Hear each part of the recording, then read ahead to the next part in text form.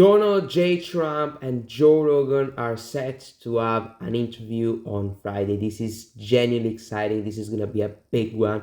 This is going to break the internet. This is a conversation that the internet had been waiting for years, and now finally it looks like we are going to have it. It is going to be a big one. It is going to be a very interesting one. It is going to be a long one. It is going to be a 2-3 hour interview because Joe Rogan's interviews are always 2 or 3 hours. I think it's gonna be great. I think we're gonna enjoy it, and I am gonna react to it.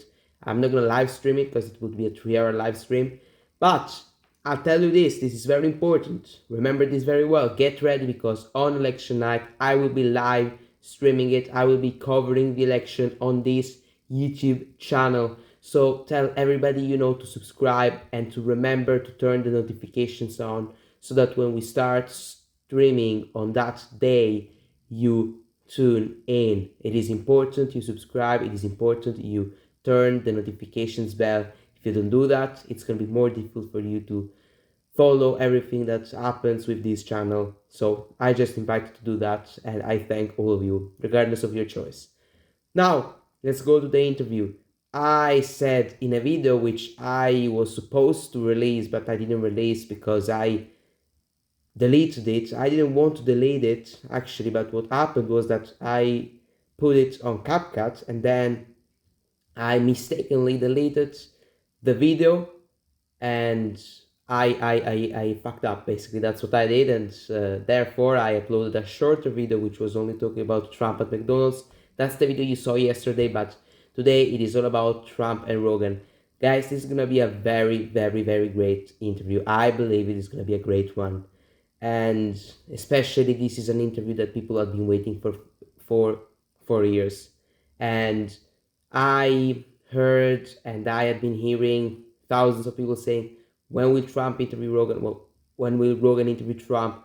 And all those kind of things. And now it is finally happening. So Rogan said multiple times that he didn't want to interview Trump because, well, he said that he refused to interview Trump. He declined the offer because he didn't want to interfere with the election. He didn't want to, endorse anybody. I don't know if he's gonna endorse him. I don't think he will, possibly.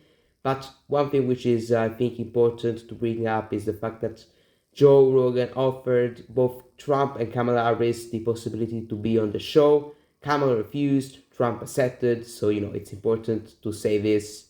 And I think it is very important to actually give the full context to the people who are listening to the video, because you might think, well, if Rogan only invites Trump, or if Rogan only asks Trump, then it means that he's pro-Trump and that he's endorsing him. And some Democrats could go, well, that's unfair. But that's not the reality in this case, because Joe Rogan has offered both Trump and Kamala Harris the opportunity to be interviewed. But there is one candidate, Kamala Harris, who has refused, and there is another candidate, Donald Trump, was accepted.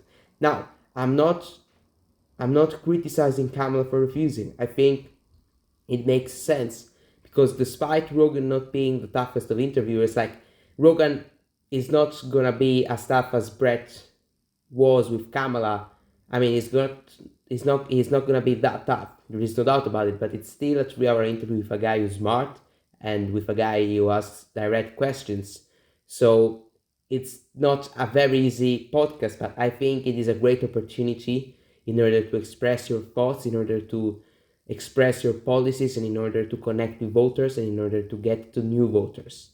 And we are seeing Trump doing loads of podcasts, and we're seeing podcasts with Trump on that are getting tens of millions of views, and that's a very positive thing for his campaign because he's able to grab as many votes as possible from the youth, and he's been efficient with his podcasts. Lately, Trump hasn't been doing adversarial interviews, which is a strategy that, people have criticized him. JD Vance has been doing adversarial interviews. I think JD is very eloquent when it comes to interviews. He's far more eloquent than Trump is. He's more efficient in that way. He is less of a showman, there is no doubt about it. Trump is a far more entertaining figure. He is a far more entertaining person. However, JD Vance is more efficient in interviews with CNN, ABC. Is able to actually, so to say, destroy the legacy media without kinda being nasty or more than nasty, without being petty to some degree. So he's better than Trump at that. I believe so. And, I think it is a great ticket, the Republican ticket. I don't think it is a bad one. I mean, I've been supporting Trump. So, I have to say it is a good one. But this Trump-Rogan interview is going to be great. And how much impact is it going to have upon the election? That's an interesting one. I don't know. How many views is it gonna get? That's a great question. Now, I know nothing about Spotify because I don't have Spotify, so I can't tell you how many views it is gonna get. I can't tell you if X number is a big number of views or it isn't. However, Trump has been doing smaller podcasts recently. His most viewed ones were the first one with Dr. Phil, which I think got over 17 million views. Then he did one with Pio Vaughn, which got more than 14 million views. Then he did another one which got more than 10 million views with I don't remember who. He did one with Flagrant who got more than 4 million. Impulsive, 7, 8 million, something like that. Lex Friedman, 4 or 5 million. And he did all of those podcasts with Rogan. He's gonna get more views, but how many? I think he's gonna get like 15 to 20. It is not gonna be more than that. I would like it to break, I think, the record for the most views, which has been Joe Rogan's interview with, was it Jordan Peterson? Was it Elon Musk? I think it was with Elon Musk. I think that Joe Rogan did an interview with Elon Musk that got 70, 69, 75, something like that. That interview got like 70 million views. I hope it breaks that record. I don't think it will, because Trump's podcasts recently have gotten only so to say, because it's not only, it's a lot, 1, 2, 3, 4 million views. So will it get to 60, 70 million views? I don't think so. One question which is interesting could be like, well, Trump is possibly the most famous person on the planet. Why are his podcasts less viewed than maybe some of the most popular episodes with guys like maybe also Andrew Tate, 16, 17 million views, or guys like, I don't know, KSI, all those influencers? The reason for that is because the influencers are in that sphere more often. If you are following Impulsive, if you are following, those podcasts, you expect an influencer, a 20, 25-year-old influencer coming on the show rather than a 78-year-old goat.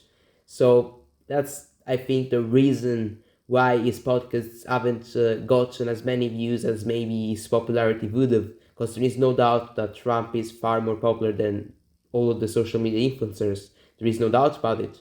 However, when it comes to podcasts, when it comes to social media, he might, be a little bit disadvantaged by that. However, Trump is also, I think, one of the few politicians who can go to podcasts and do and have numbers as high as social media creators, despite being completely out of that world, just because he's entertaining you for young guys, because he's funny.